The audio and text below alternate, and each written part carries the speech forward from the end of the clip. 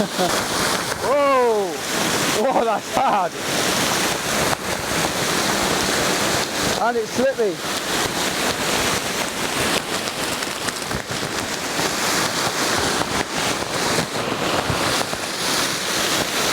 I don't know what I'm standing on.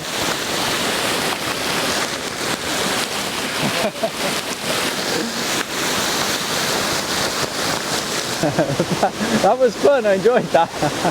It's really heavy coming down though, it's heavier than I thought it would be. I've just been under a waterfall and my microphone and everything seems to be still working, I can't believe it. That was a bit of a fluke. Welcome to the Brecon Beacons again. Absolutely thrilled to be what now might be my 4th autumn photography shoot. So what I thought I'd do is, I don't want to do a tips video, don't really like doing them, but what I thought I'd do is break down some of the things that help me when shooting autumn. So the gear that I might bring with me, things to look for, little tips that might help you with your autumn photography. So yeah, we're going to get cracking with that. We've got a full day here and with Martin and another guy who's making his way over, so it's going to be a really, really fun day. Now, tip number 1, if you can, I mean, I'm not saying there's anything wrong with tip number 1, I'm not doing tips. What I try and avoid is last minute panic decisions on where to go. I always have an idea of where I'm going to go. No, I'm not saying there's anything wrong with just having a wander through beautiful woodland, beautiful forest, but the mistakes I've made in the past have been that I've not had a clear idea of where I was going to head and the sort of shots I was going to get. So a couple of weeks ago I visited this location, and the autumn colour wasn't quite here, but I've been keeping an eye on the weather. The wind hasn't, normally this area is completely killed with autumn, with the wind anyway, so don't normally have a luxury of what we've got today. But a couple of weeks later, I've given it a bit of time, revisited the same places, and I'm going to try and get similar shots to what I did last time, so I know exactly what I'm trying to look for. Now, what I did before was I actually used the camera handheld. So again, not a tip, but if you can use the camera handheld as much as possible until you get the composition you want, and then fine tune it with a tripod or something like that. But as soon as you put the tripod down, you're going to be restricted. Another point I want to make is polarizer. You're going to need a polarizer, especially if you're near water and you want to take the glare off rocks and stuff like that, add the amazing autumn vibrance and colour. So the polarizer is essential, but try not to use it full blast. So when you put it on, rotate it and get it full and then bring it back down again, because you actually find that the light and the glimmer and some of the reflections actually help your images. I've made a mistake in the past where some of my images have had the polarizer on too much, and it's kind of made the leaves and all the colours look a bit flat, whereas the recce shots actually showed a bit more character and a bit more depth. So yeah, polarizer is something to be careful of. So as far as gear, what have I brought with me? Always a wide angle lens. Essentially, you've got a wide angle lens. That's anything from a 24mm. Really, if you can go wider, then perfect. I've got my Fujifilm 10-24 with me. I've also got the 16-55, which is my mid zoom, and I've got a telephoto 55-200. So I've pretty much got from 15-16mm all the way up to 300mm, just in them 3 lenses. So because I like to have an idea of the sort of images I'm going to get, but at the same time, if I see a detail, I want to be able to zoom in and pick out that detail. Or if I see a nice wide composition, I'm going to be able to get that as well. Another thing I carry with me, though I don't very often use it, if I'm going to make an effort to use it now, I'm telling you, is an extension tube. Little tiny ring that you can buy off Amazon for a tenner, go on the back of your lens, and it means that you can close focus. It means you can get your lens a lot closer to a subject. So autumn is amazing for seeing things like mushrooms, wild mushrooms. If you've got the right light, mushroom shots can be absolutely phenomenal. So yeah, £10 extension tube, stick it on the back of your lens. You have to be aware that your depth of field will completely disappear, so you'll get lovely background blur, but your depth of field will be absolutely nil. So you'll be about 5.6 to f8 to get a sharp image with an extension tube, but they're really, really handy.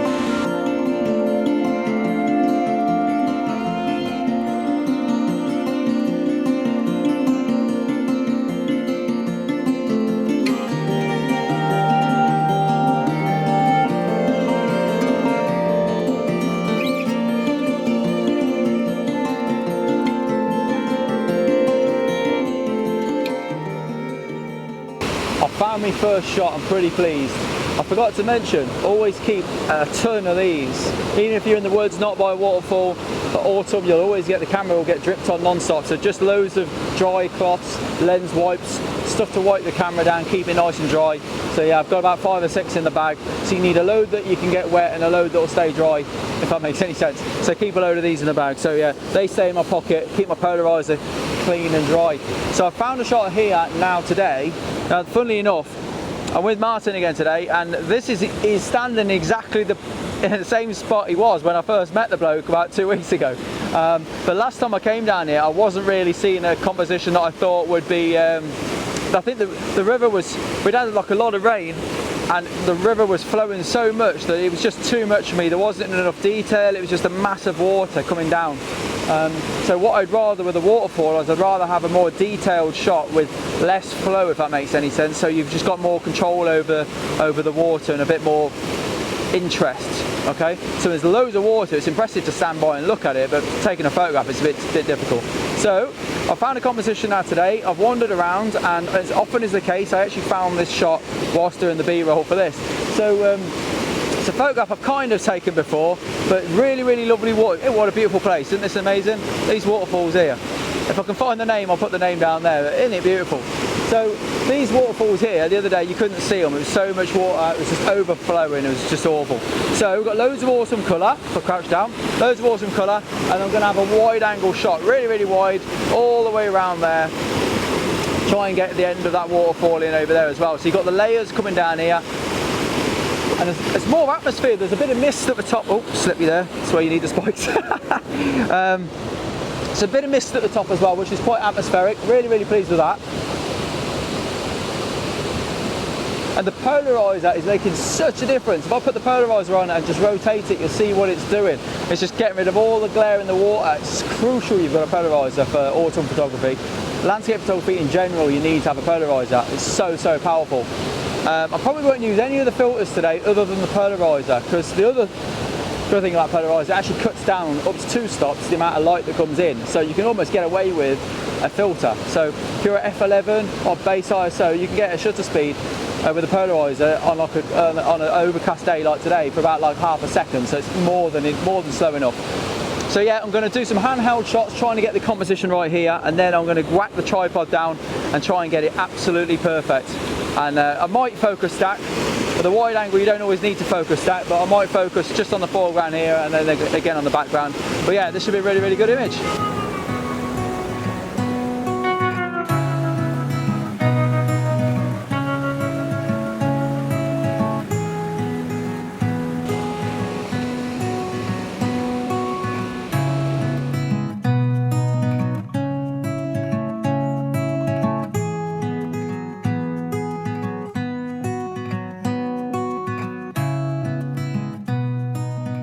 I think you can oversee a scene, so I decided to take a little break and return with some fresh eyes. So I went for a 10-minute walk up and down the river, looking around, trying to avoid that composition.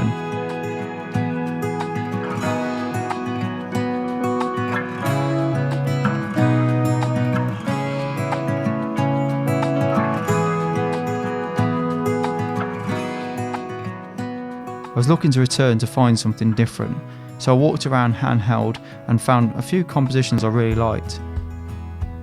I noticed this composition on the top of the original waterfall that we'd photographed earlier, and I thought it worked really well vertically. On the tripod I was able to clean up the foreground and get rid of a few of the leaves again, just making it a bit more simple and less cluttered. And once again, focus stacking at 3 points in the image means that the image will be sharp front to back, and I think it works really well. I put the polarizer on full, but then brought it back quite a bit because I felt that I was losing quite a lot of detail in the water.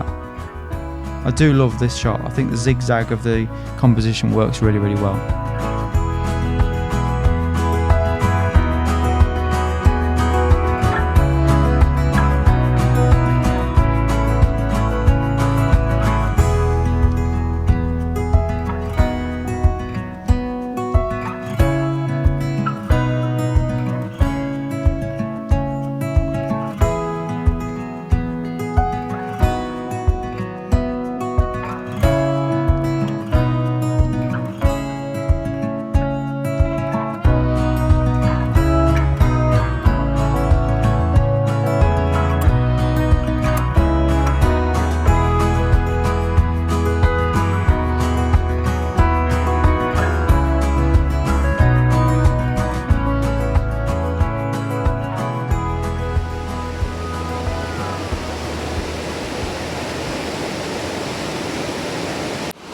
location this is, right on the edge of a waterfall. And a couple of weeks ago when I came here, I couldn't sit here. It was literally about this deep in water, so I was standing in it trying to get a similar shot. It's quite a new shot for me. I'd not taken it before, and it was as a result of standing around just looking at the lines in the direction of the water, and I thought this would be a really, really good shot. So today it's a lot better because the rocks are visible in the water, so I've got some detail. And what I'm doing is I'm focus stacking. I'm going to take a portrait shot, focusing on that rock there, which is infinity, and focusing on this leaf here in the foreground, which is absolutely gorgeous. And that actually did fall there. I'm telling you the truth, that did fall there. There was a few of the leaves around it, but I got rid of them. But that one was there, so I'm absolutely delighted with that. Yeah, really, really cool. The water is moving really fast, so I'm able to get a slightly faster shutter and still get that motion in the water. Because I'm hand holding the camera, 2-second timer. Polarizer is getting rid of all the glare, but as I said, Polarizer can sometimes do too much of a good thing, so sometimes it will flatten your rocks and it'll get rid of too much shine, and sometimes a bit of shine is okay. So I'm experimenting with that. But yeah, 2-second timer. I'm at a 13th of a second, so not as slow as my handheld 1/8 of a second, and on burst. So focus stacking in infinity, putting my hand in front of the camera, so showing where I'm focusing, and then pointing to the floor, focusing at about not even a metre, half a metre in front of me, and then I'm going to merge the two together. But really, really pleased, a lovely, lovely view, really happy with this. It's quite a difficult shot to balance as well, because I'm kind of leaning over this massive flow of water, and also there's a massive gap of white in the top left hand of the frame as well, which I'm not very pleased about. And there isn't that much in the way of autumn colour on the leaves either, but not in that direction anyway. Still, really nice shot.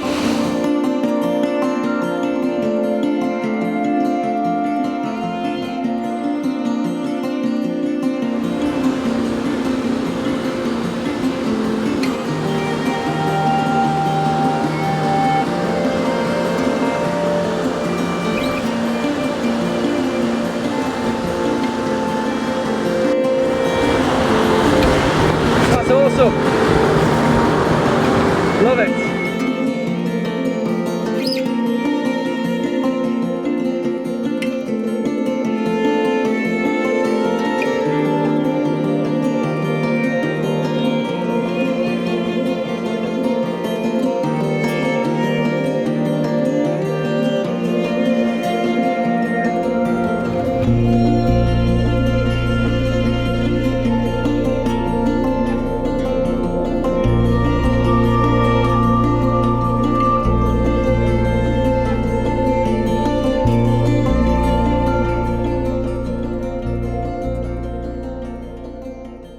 What a day. I absolutely adore Brecon Beacons in autumn. So if you're new to the channel, stick around because I've got another video coming from Brecon Beacons in the autumn.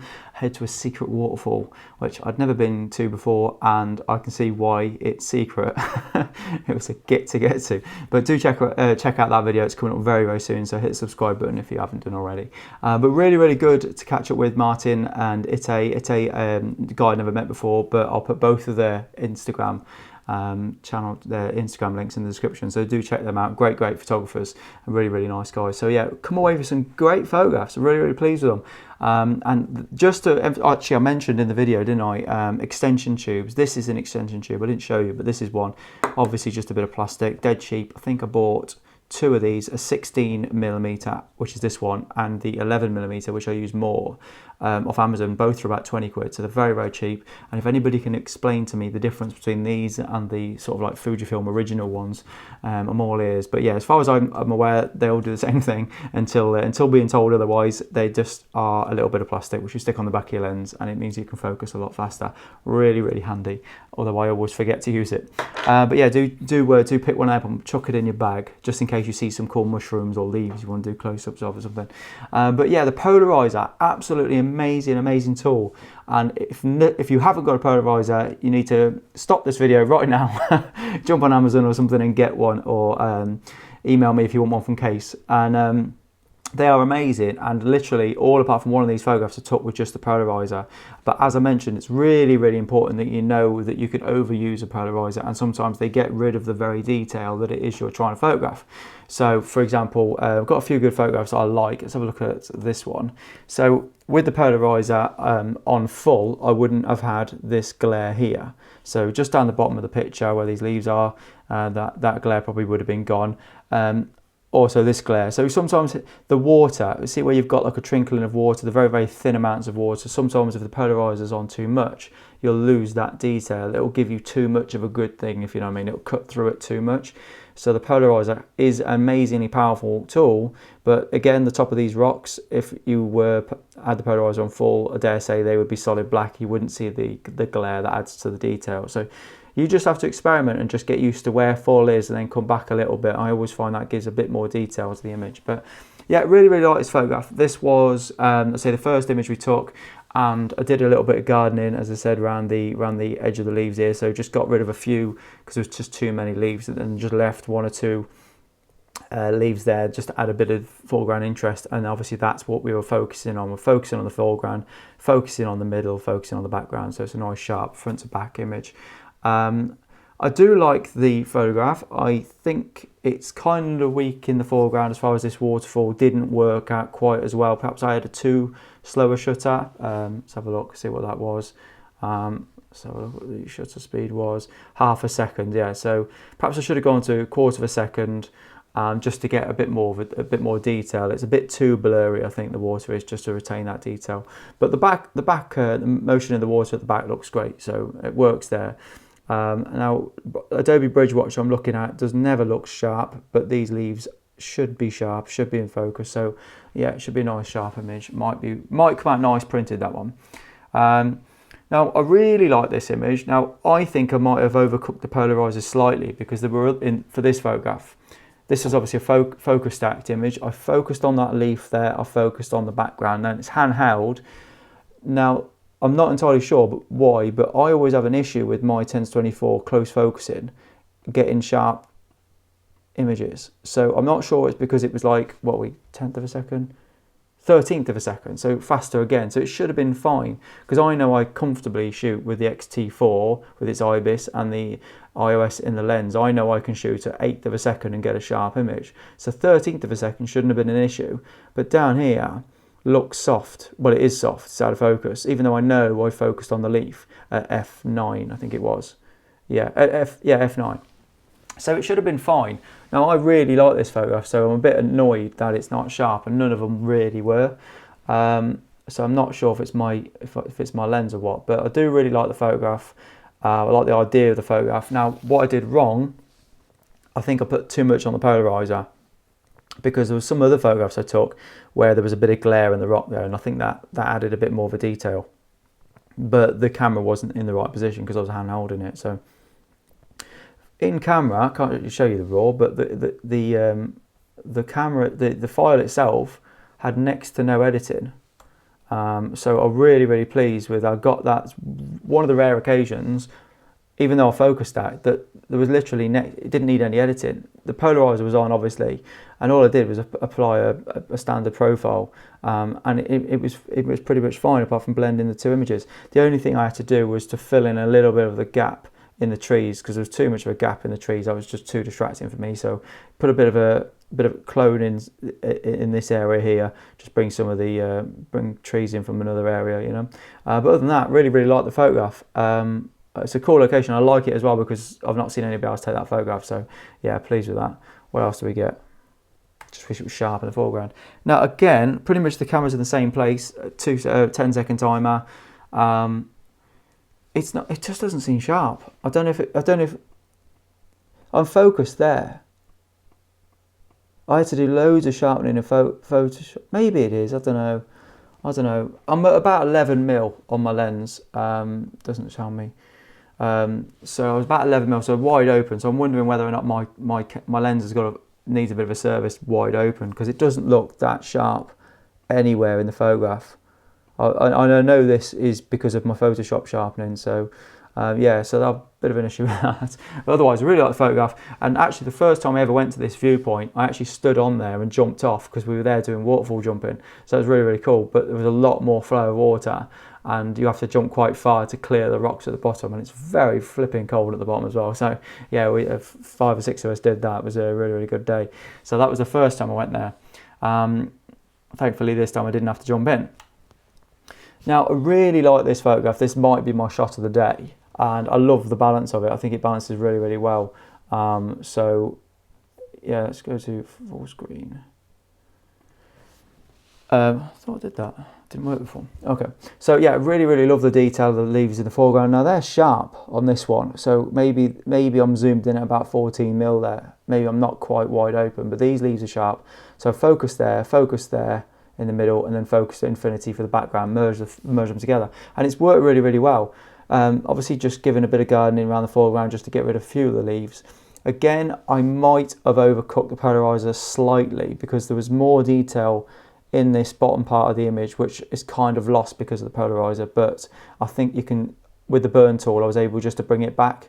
With the dodge tool in Photoshop, I was able to bring some of the white back. So it was there, it was just there. So overcooking the polarizer would have got rid of that little light grey area you can see there. And again up there, this area here, the polarizer would have cooked. See that, how you got that whisper of light there? That would have been gone if you had the polarizer on too much. So it's definitely worth keeping an eye out there. But I really like the exposure on that background there. That looks fantastic. Really, really like the sort of teeth, as I call them, on the rocks there. And yeah, really, really nice and sharp. Again, cloned in a tiny bit at the top there. You can see how much, not much at all, only a centimetre, just to get rid of that white gap. But I know I was going to do that because it would have been distracting to keep that white gap in the top. But it might be my favourite image from the day. Really, really like it. The only other thing I do is I always desaturate the water a little bit. If you can see like a bit of muddiness, a bit of brown in the water, I always desaturate that area there just so it looks a bit cleaner and isn't so distracting. So yeah, just a 20% saturation or something like that, 40% something, just to get rid of that. So next one.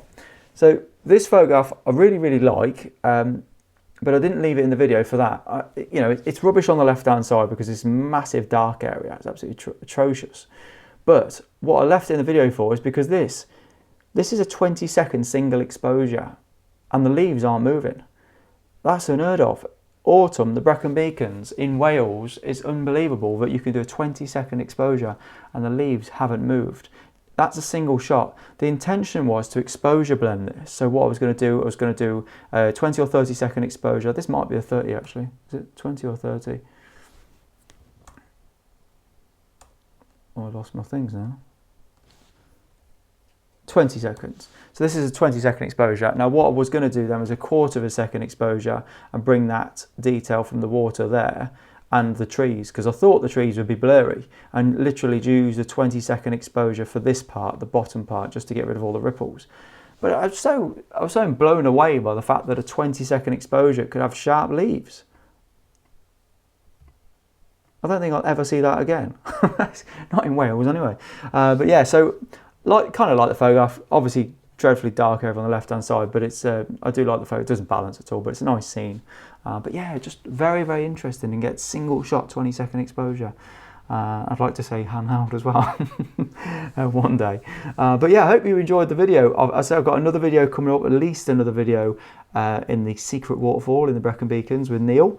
Amazing shoot that was. So do hit the subscribe button for that. And yeah, I hope you enjoyed the video. Let me know if you know anything different about step up extension tubes. I'm all ears. And if you haven't already, check out my F8 magazine. I'm super, super proud of this. This is issue 2. Issue 3 will be coming out very, very soon. There's a bit of a delay due to obviously everything that's going on in the minute, but there's a bit of a delay going on. But this is issue 2, and I've had some amazing feedback from the guys that are in it. So some really, really cool, interesting stories and images with the details behind the stories as well. So really, really proud of it. Some amazing images and fantastic stories behind the images as well. So yeah, do check out F8 if you haven't seen it already. I'll put a link in the description. And yes, these are all your images. They're not my images. These are all your images. So you can be part of the community as well. So yeah, thanks so much for watching. I hope you enjoyed, and I'll see you again soon. Take care, guys.